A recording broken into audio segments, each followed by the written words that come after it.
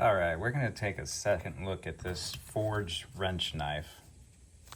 So we did a video about this a couple days ago where I was kind of ignorant about this knife and its history, but it turns out it is the forged wrench knife from Ka-Bar, and it's meant to be kind of a analogous to your classical forge tools. Here's some older US made crescent wrenches. We got one here from Wizard, one from Craftsman, and one from Crescent Tool Company, Crestalloy.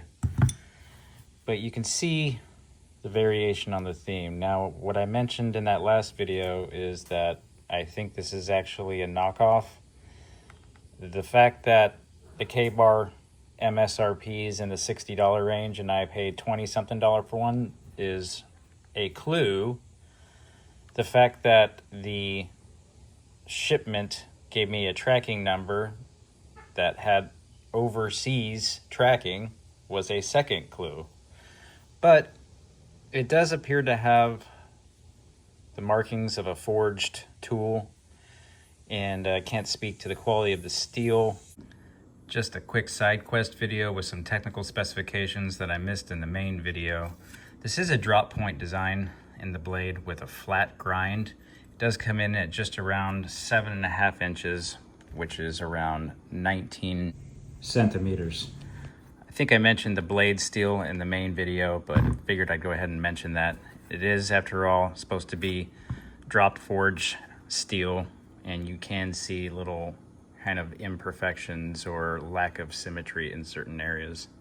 It's supposed to be like 450 carbon steel in the actual Ka-Bar. Now what I'm gonna do is I'm gonna order one of these from a reputable source and do a comparison. So more to come on that. Now, one change you might have seen since the last video is that I've modded out the sheath slightly, and I tend to do that. This is to kind of see the whole template we're working with. This is my Ka-Bar BK9. Now I know this is a real Ka-Bar. I've had this for over 10 years actually, and this is my Valhalla custom sheath for it. So pretty neat. And one of the things I'd like to do is, modify stuff to increase functionality, add things. This is just a little, run a paracord on there that I have tied and glued into place. This is just glue from a glue gun, holds into place pretty good. Here's something I did 10 years ago with a Mora Heavy Duty Companion HD. And this is actually a whole survival kit. Not only is there the fire steel in there, but inside there, besides the obvious paracord, is a pack of water purification tablets and some fishing line and hooks. I think there might be something else in there. I think there's like a little shock of aluminum foil in there. Now, I might be able to tape some water purification tablets in there, maybe a fish hook or something, but not a lot of real estate there. But I do have numerous places for attachments. Maybe I can, get another piece of paracord in there and carry it as a neck knife.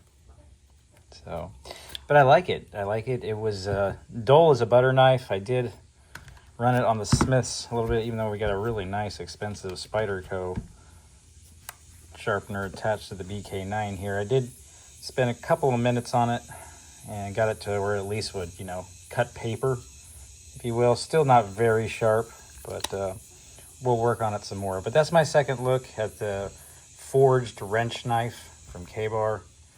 It's pretty slick, and we'll show you some more kind of variations on this theme, because after all, the color matches my Jeep.